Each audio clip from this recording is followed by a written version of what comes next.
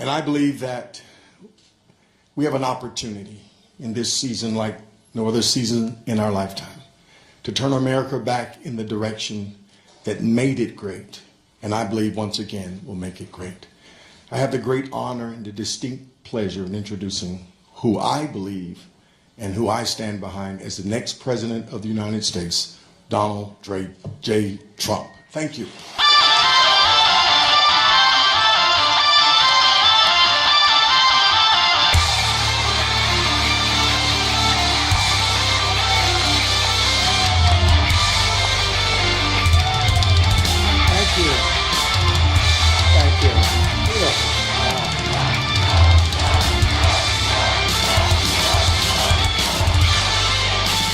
Thank you, Pastor. A great, great honor. And it's great to be here in Charlotte to discuss an issue that means so much to me. That's the issue of urban renewal, something you don't hear very much about, and the rebuilding of our inner cities. Today I want to talk about how to grow the African-American middle class and to provide a new deal for Black America. That deal is grounded in 3 promises: safe communities, great education, and high-paying jobs. My vision rests on a principle that has defined this campaign right from the beginning, and you've seen where we've come from and where we are right now. It's called America First. Every African-American citizen in this country is entitled to a government that puts their jobs, wages, and security first. I'm asking today for the honor of your vote and the privilege to represent you as your president.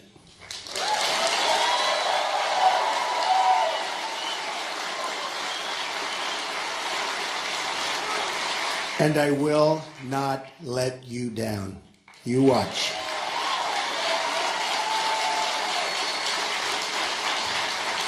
Here is the promise I make to you. Whether you vote for me or not, I will be your greatest champion. We live in a very divided country, but I will be your greatest champion.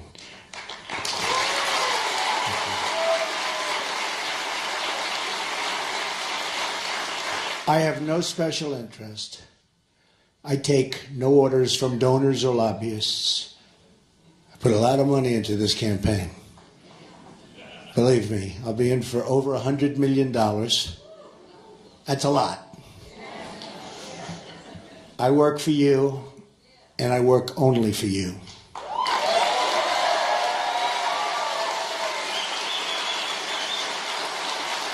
Our campaign is about change, optimism, and the future. I'm asking people to break from the bitter failures of the past and to imagine the amazing possibilities for our future and our future together. Our opponent represents the rigged system and the failed thinking of yesterday.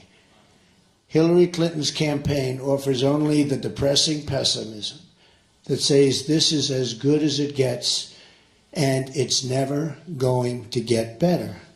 She's been doing this for 30 years, and for 30 years it's only gotten worse. American politics is caught in a time loop. We keep electing the same people over and over and over.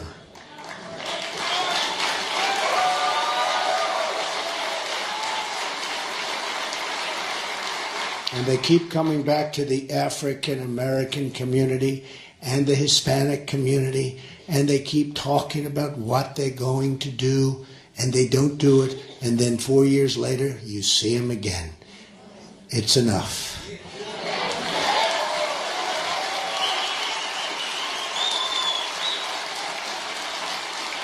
They keep making the same mistakes, and they keep offering the same old, lame excuses when nothing happens. You know that. I know that. Frankly, everybody knows that. The fact that our corrupt Washington establishment has tried so hard to stop our movement, we have a major movement, there's never been anything like it in this country.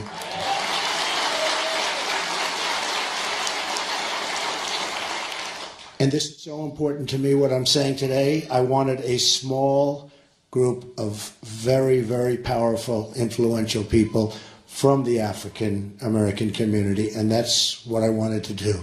Enough with the rallies of 25 and 30,000 people. This was very important to me.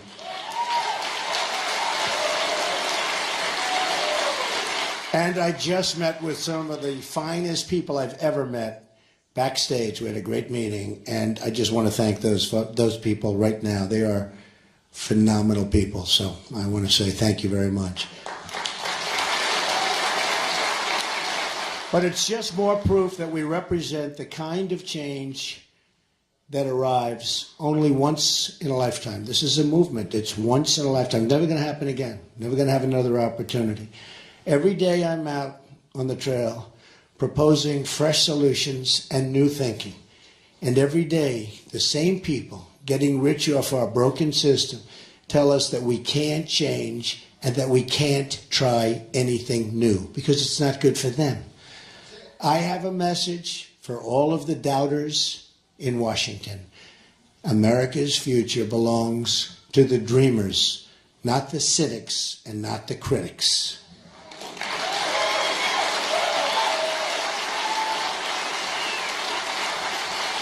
And it's time to extend that dream to every African American citizen in this country. African American citizens have sacrificed so much for our nation. They fought and died in every war since the Revolution, and from the pews and the picket lines, they've lifted up the conscience of our country in the long march for civil rights. Yet too many, thank you. Yet too many African Americans have been left behind. Massive numbers have been left behind. 45% of African American children under the age of 6 live in poverty. 58% of African American youth are not currently employed. African Americans comprise roughly 13% of the population, yet make up 60% of murder victims under the age of 22. That's some number, isn't it, though? Some number. In 2015, violent crime in Charlotte increased by 18%, and it's expected to rise to 24% this year. In Chicago, nearly 3,500 people have been shot since January 1st of this year. It's not a very long time ago. Think of it, 3,500 people. The conditions in our inner cities today are totally unacceptable, and we have to fix them. The Democrats have run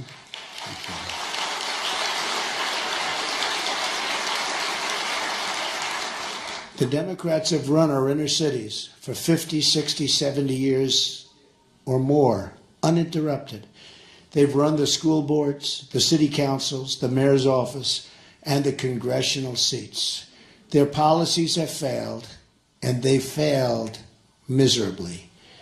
They've trapped children in failing government schools and opposed school choice at every single turn. The Clintons gave us NAFTA, one of the worst economic deals in the history of any country. It's taken our jobs, it's taken our companies, it's taken everything, so much out of our country. And China's entry into the World Trade Organization, two deals that truly deindustrialized America, uprooted our industry and stripped bare towns like Detroit and Baltimore and the inner cities of North Carolina, where we are really focusing. And by the way, you see the new polls coming out where we're really doing well, which is okay. Here we are. Thank you. We're going to win North Carolina, I tell you. We're going to win Florida. Actually, we're going to win Florida, too. We're going to win Ohio, and we're going to win Iowa. Yeah, we're winning a lot of states. You're getting a little word back there, I'll tell you. The media, they're saying, what's going on over here? You have to see in Florida, they have lines that are 4 blocks long trying to get into the polling booths. They've never seen that before. And same thing in many other states that have started. This state has lost nearly half of its manufacturing jobs since Bill and Hillary's NAFTA. Think of it, half. Decimating, by the way, and they have been decimating the African-American community and the African-American middle class, decimated. These jobs went to Mexico and other places. Politicians. Democratic policies have also given rise to crippling crime and total violence. Then there's the issue of taxation and regulation. Massive taxes, massive regulation of small business, and radical restrictions on American energy have driven jobs and opportunities out of our inner cities and in many cases out of our country. Hillary wants to raise taxes very, very substantially on everybody and on business, and especially on small business as high as 45%, which will only drive more jobs out of your community, out of our country, and into other countries. One of the greatest betrayals has been the issue of immigration. Illegal immigration violates the civil rights of African Americans. That's what's been happening.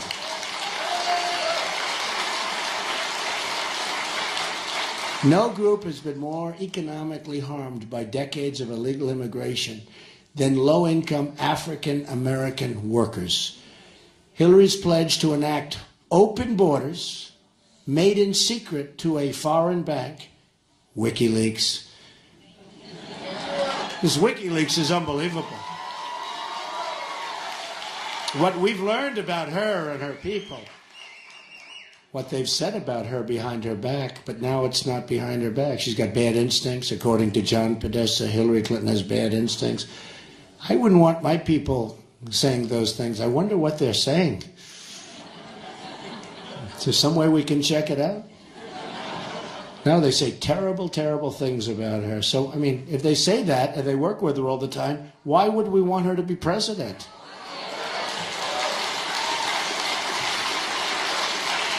At the center of my revitalization plan is the issue of trade. Massive chronic trade deficits have emptied out our jobs. Just look at what's happened to Baltimore, Detroit, Pittsburgh, Cleveland, and right here in North Carolina. You know that for a fact. It's the greatest jobs theft in the history of the world. If I'm president and the executives at Ford Motor Company announce they're moving their plants and jobs to Mexico, I will pick up the phone and make a very, very simple call. I don't know if it's presidential, but I'd rather do it myself. And who cares? Who cares?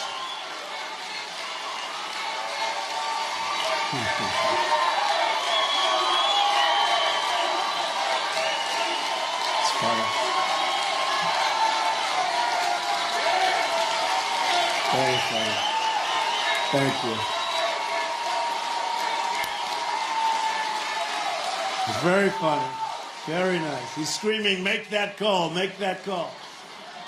Takes me 5 minutes. I'd rather do it myself. It'll get done properly. I will tell those executives that if they move their factories to Mexico, I will put a 35% tax on their product, which in this case is small cars. You know, they're moving their small car plants out of mostly Michigan, moving to Mexico. I mean, it's terrible. They're going to make their small cars. That's a big thing. It might be a small car, but it's a lot of business. Before they ship it back to the United States, so they're going to pay a tax, 35%. You tell them, and you know what? They're going to stay. They're going to stay. They're not leaving. They're not leaving. But nobody ever says that. And the politicians don't say that because they're getting campaign contributions from these people and their special interests.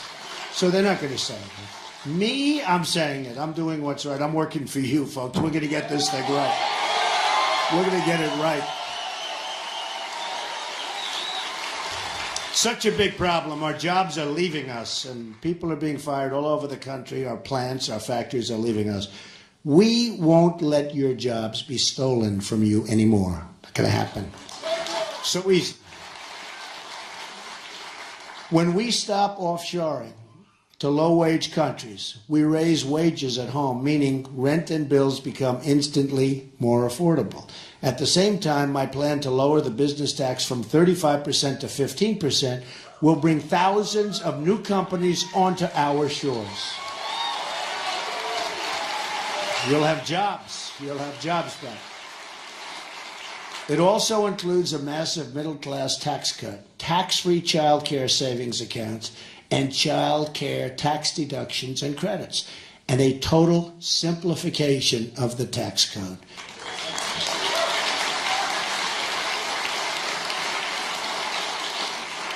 I will also propose tax holidays for inner-city investment, a new tax incentive to get foreign companies to relocate in blighted American neighborhoods, and they will do that. It will be worthwhile. It's called incentive. They will do it. I will further empower cities and states to seek a federal disaster designation for blighted communities in order to initiate the rebuilding of vital infrastructure, the demolition of abandoned properties, and the increased presence of law enforcement so we have safety in our community. We need that. We need that. The safety is so bad.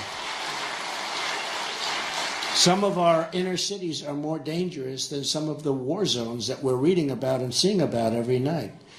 We have to stop that. I will also pursue financial reforms to make it easier for young African Americans to get credit to pursue their dreams in business and create jobs in their communities. It's going to be beautiful. Such talent. There's such a potential talent out there. It's so incredible, and it's totally being wasted by politicians that maybe don't want to see it happen. Dodd-Frank has been a disaster, making it harder for small businesses to get the credit they need. You folks know that. The policies of the Clintons brought us the financial recession through lifting Glass-Steagall, pushing subprime lending, and blocking reforms to Fannie and Freddie. Two friendly names, but they're not so friendly. It's time for a 21st century Glass-Steagall, and as part of that, a priority on helping African American businesses get the credit they need. We will also encourage small business creation by allowing social welfare workers to convert poverty assistance into repayable but forgivable microloans. Very simple, but something so good. Then there's the issue of public safety. Making our community safe again will be a priority for the Trump administration. Safe.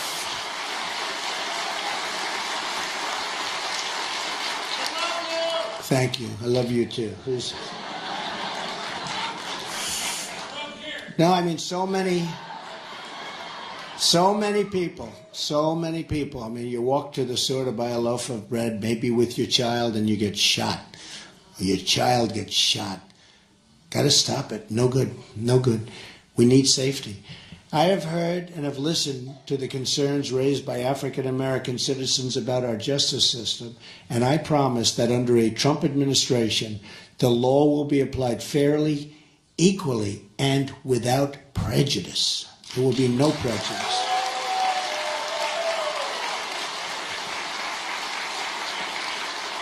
There will be only one set of rules, not a two-tiered system of justice like we have right now. You just see that with Hillary Clinton.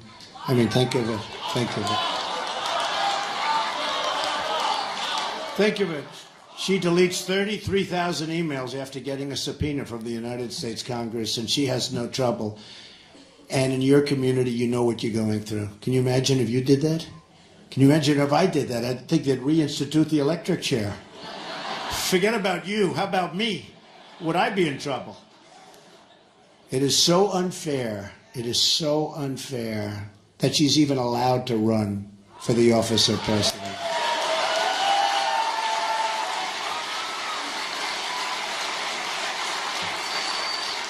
And then you probably read $675,000 went to the wife of the head of the FBI who was in charge of the investigation to her campaign. No, is this too hard to believe? I mean, went to the head of the FBI's wife, who was in charge of the investigation of the Hillary Clinton email scandal. And then you wonder, gee, I wonder why she got off. That is a serious, horrible thing. Look, it's a horrible thing. It's not even believable. I have people, great lawyers, they can't even believe what's happening. The best evidence of unequal justice is that Hillary Clinton could violate so many laws, bleach and delete her 33,000 emails, and especially after the subpoena from Congress, lie to Congress, lie to the FBI, put her national security at grave risk. I mean, our national security was put at unbelievable risk with what she was doing, and not even face so much as a minor fine. Now think of it. A major general, a man 4-star general, that's about the top.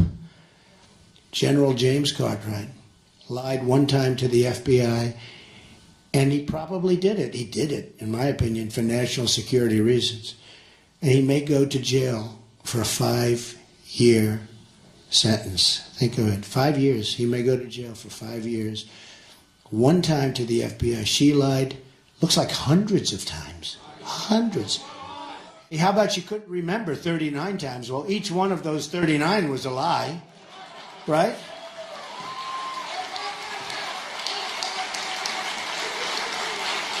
Equal justice also means the same rules for Wall Street.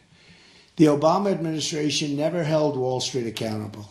We will also police our streets, have to make our streets safe.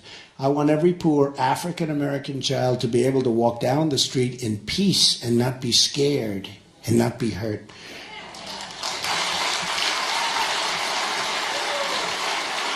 The problem is not the presence of police, but the absence of police. We need really a great group of people to keep you safe, to keep us all safe, to keep us all safe. You know, the murder rate in the United States, I don't know if you know this, because the press never talks about it, is the highest it's been, think of this, in 45 years. Nobody knows that. The murder rate, highest it's been in 45 years. I will invest in training and funding both local and federal law enforcement operations to remove the gang members, drug dealers, and criminal cartels from our neighborhoods.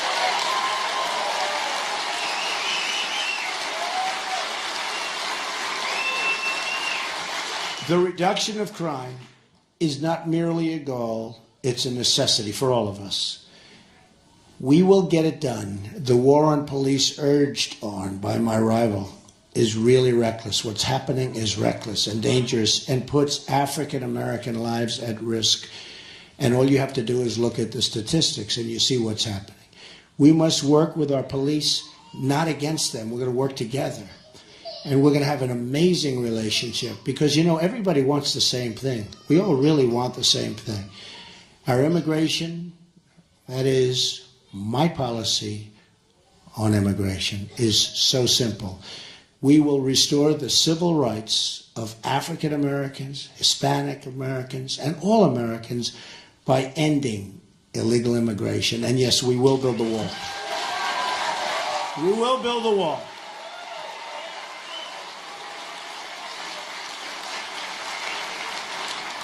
And we're going to stop the inflow, the massive inflow of drugs, which is coming into your community more than any community, but coming into your community and poisoning our youth and poisoning many other people, but poisoning our youth. I will reform visa rules to give American workers preference for jobs, and I will suspend reckless refugee admissions from terror-prone regions that cost taxpayers hundreds of billions of dollars. A portion of the massive amounts of money saved by enforcing our laws and suspending refugees will be reinvested in our inner cities. Don't forget, many of these refugees are coming from Syria and other parts of the world. We don't know where they're from, who they are, what their thought process is, and they're being let in by the thousands and thousands and thousands. And Hillary Clinton wants to allow a 550% increase over what President Obama is allowing. We don't know. We don't know what's going to happen. This is the story of the Trojan horse. This is your second Trojan horse guaranteed. And I can tell you right now, it's not happening, not with me. It will be ended. It will be ended. That will be ended. We have enough problems in our country. It's time to help the American citizens who have become refugees in their own country. Infrastructure will be another major goal. My contract calls for $1 trillion in infrastructure investment, of which the inner cities will be a major beneficiary. We need something done. It's so bad. You look at your roads and you look at your everything. You look at your schools and hospitals. Everything. It's so bad. I will also cancel all wasteful climate change spending from Obama Clinton.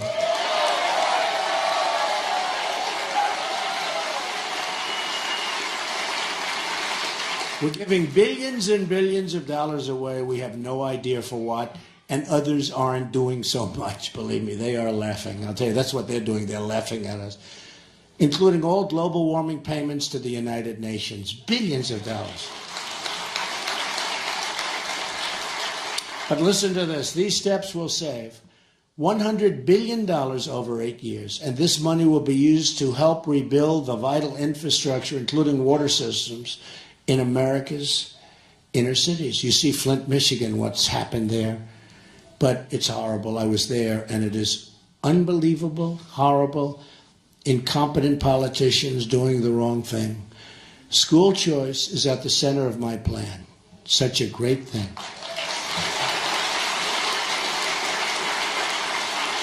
And by the way, we're going to terminate Common Core and bring education local.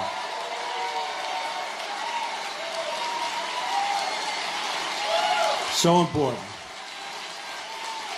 Look, it's not working the way it is now. I don't know why anybody would even fight it. Well, we know who's fighting it. You know that.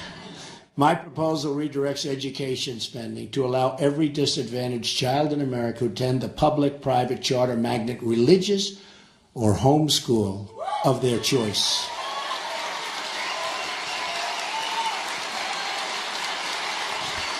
School choice is the great civil rights issue of our time. And I will be the nation's biggest cheerleader for school choice in all 50 states. What a difference it will make.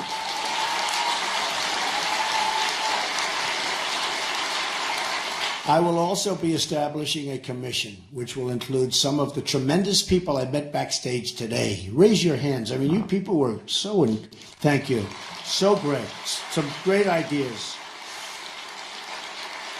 To tackle the school-to-prison pipeline and to shut that pipeline down and to create, so important, and to create a new pathway that leads from a great education instead to a great job. That's what we want.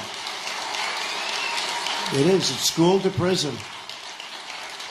My plan will also ensure funding for historical black colleges and universities, more affordable 2- and 4-year college, and support for trade and vocational education. You know, I've gone to school with many people, some totally brilliant at one thing, but not at all brilliant at others. But we all know this. We've had students that sat next to us in class, and they were terrible students, but they were phenomenal at fixing a car engine. They were phenomenal at fixing a television set. They can take it apart blindfolded. And I can't do that. And you can't do that. But they were phenomenal at fixing things. We don't do that anymore. Remember, we used to have this great vocational education? They were talented. They were great. They were horrible students, and they were great. They can take a motor, they can take an engine apart blindfolded. And we have to bring that back. And that's what they love doing. That's what they love doing. And they'll do fantastically with it. Yeah.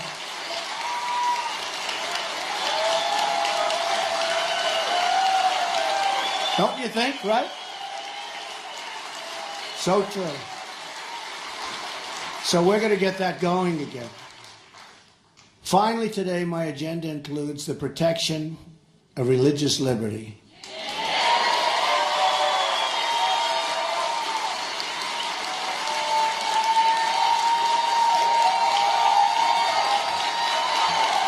great. Nice to see. It's very nice to see. That's something you'll never hear from Hillary Clinton, that I can tell you. The promotion of family and support for the African American church. It's been a tremendous power in this country for so many years. This is just the beginning, because I will never, ever take the African American community for granted. Never, ever. Unlike Hillary, who does nothing for the Hispanics or for the African American communities. It will be my mission to prove to this country that yesterday does not have to be tomorrow.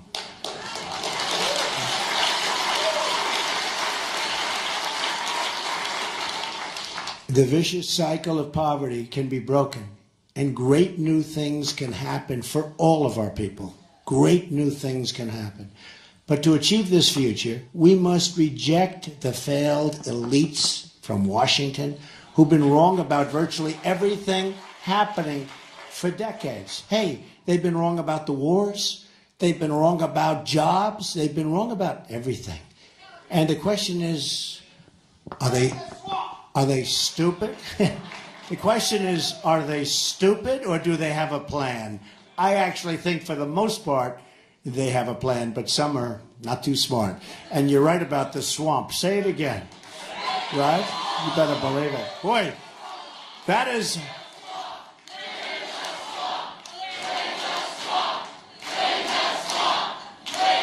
That is a...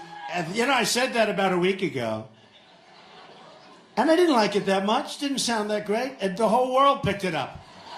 So it shows you what I know. It's crazy. Drain the swamp. We're going to drain the swamp of Washington. We're going to have fun doing it. We're all doing it together. It is funny.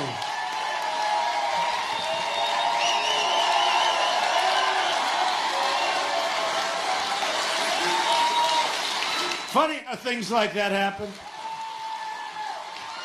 I was listening the other day to a great singer, one of the great legends, and said that, certain song, didn't like it. Became one of the greatest hits of all time. So, Drain the Swamp, I didn't like it. Now I love it, right?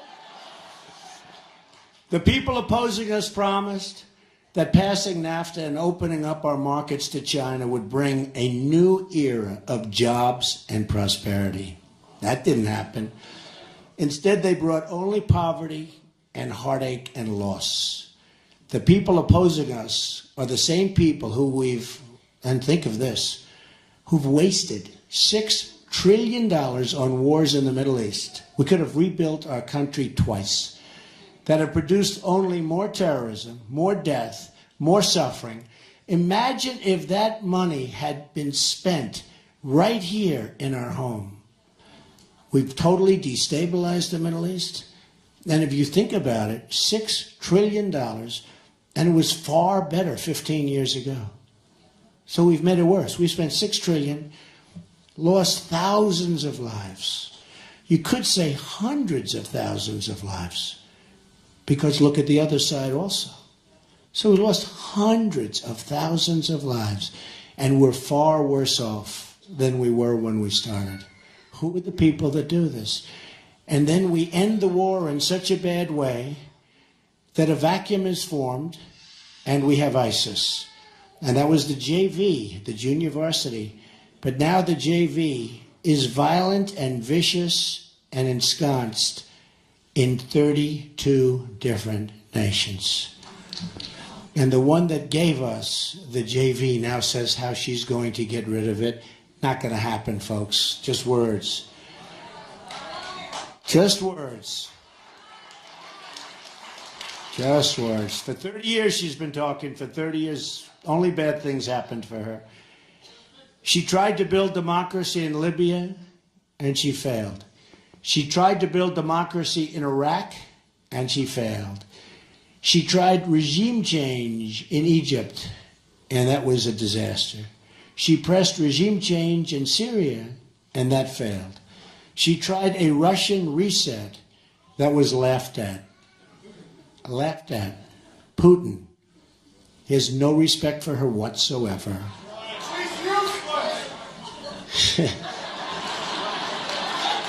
See, I'm not allowed to say it, but I'll accept it.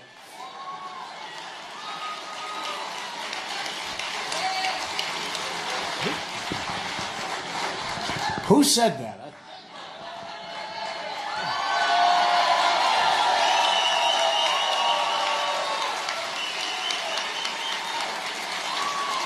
A Star is Born. Now, if I said that, I'd be in big trouble. She tried an Asia pivot, and that failed. Now Hillary Clinton wants to confront nuclear-armed Russia with a shooting war in Syria that could very well lead us into World War III. For what? She doesn't get it. She doesn't understand. Remember, her top person says she has bad instincts. She's got bad instincts. And by the way, we want to be so strong. We want to make our military so strong. We want to take care of our vets better than they've ever been taken care of.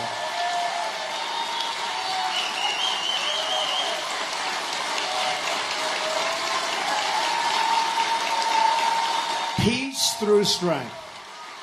Peace through strength. We have no choice. This is a very vicious time. This is not a time to have a depleted military. We're not going to have that. We have the greatest people in the world in the military. We're not going to have that, but we are going to take care of our vets also. Finally, our opponents passed a health care law, embraced by Hillary Clinton, over the furious objections of the American voter. And most politicians, I mean, they didn't want it, other than he lied and lied. You can have your plan, you can have your doctor, 28 different times, and enough Democrats went over to that side, they made a mistake. Obamacare is now destroying our health care system. Premiums are skyrocketing double digits and are surging by more than 100%. And think of it, in the great state of Arizona, I love Arizona, it's going up 118%. Oh, but don't worry, you're going to catch that too first. Doctors are quitting, insurers are leaving, and companies are fleeing. Every prediction they made about this law was a lie, and I said it was going to be no good before it was ever passed. If we don't repeal and replace Obamacare, we will lose our health care system forever. We have to get rid of it. It's a disaster. It's too expensive, it doesn't work, and you get no coverage. The deductible is so high that you'll essentially never use it. Now is the time to embrace a new direction. I've been very lucky and I've led a great life. Now I want to give back to the country which I love and which has been so good to me.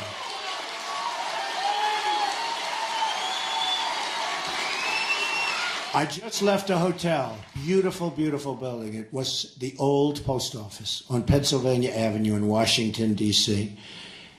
And it's mine. And it was just built. It's right between the Capitol building and the White House. So this way I figure I'll get to Washington one way or the other, right? Pennsylvania Avenue, yeah. But I'm very proud of it, and I'm very proud of my children because we delivered it under budget and ahead of schedule, creating thousands of jobs, including construction. It will be one of the finest hotels anywhere in the world and a great symbol for our country for many years to come. I took 2 hours to fly into Washington to cut the ribbon with my children and then jump in the plane to be here with you. Just did it.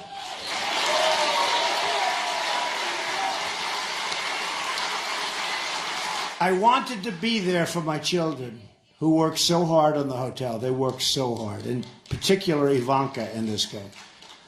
And I always feel this. I feel this so strongly. Parents must stick and encourage and support their children.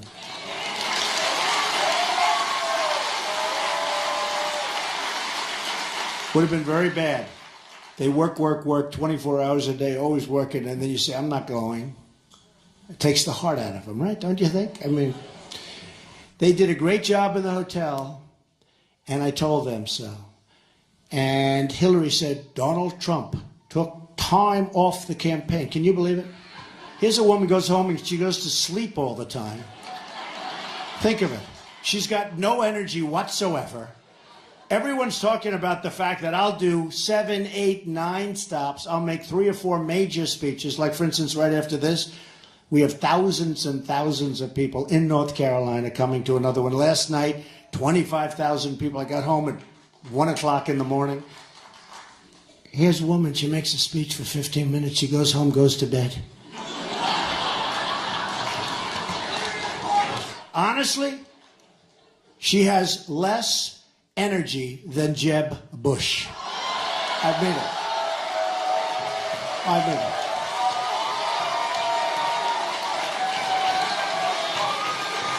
And the reason I bring him up, he didn't sign the pledge, so he's open game. So he signed the pledge, right? But he didn't honor it. How do you live with yourself, you know? He signs a pledge, and he doesn't live. So we figure, but how do you like that? And then she has a speech today. She criticized me for going to the opening of this building, which was in and out. It's not the way life works. But I was also there for another reason. The workers. They did a magnificent job. They were there. And without them, it could never have been built so quickly or so beautifully. The rebuilding we did at the old post office is the rebuilding I want to do for our country. We're going to rebuild our country.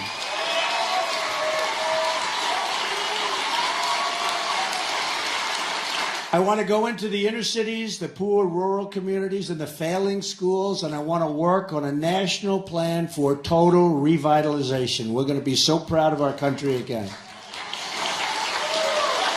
I'm tired of the excuses from our lame politicians. I'm tired of being told that it can't be done. I'm tired of people asking Americans to defer their dreams for another day, but they really mean for many decades. Enough waiting. The time is now. There is nothing we cannot accomplish. There is no task or project too great. There is no dream outside of our reach. Everywhere I go in this country, all I see is untapped potential waiting to be set free. And maybe the greatest of that potential is in the African American communities. There's so much potential. But we will never realize that potential if we continue putting our faith in a broken political system that has let us down time and time again. We have to choose the more optimistic. We have to choose to believe not in our politicians, not in these people that got us there, but to believe in ourselves and the future of our country. If we do that, anything is possible. So I'm asking America to join me in dreaming big and bold things for our future. Let's close the history books on the failures in Washington, and let's open a new chapter of success and prosperity for everyone, especially now, especially for our African American communities. And that's going to happen. I am very humbled beyond words to be the nominee of the party of Abraham Lincoln. A lot of people don't know that. It's the party of Abraham Lincoln. And it is my highest and greatest hope that the Republican Party can be the home in the future and forevermore for African Americans and the African American vote, because I will produce and I will get others to produce, and we know for a fact it doesn't work with the Democrats, and it certainly isn't going to work with Hillary.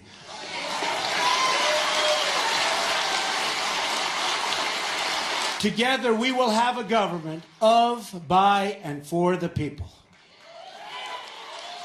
And we will make America great again for all Americans. Thank you very much, and God bless you, everybody. Great honor to be here. Thank you. God bless you. What an honor. Thank you. Thank you very much. Thank you. Thank you all.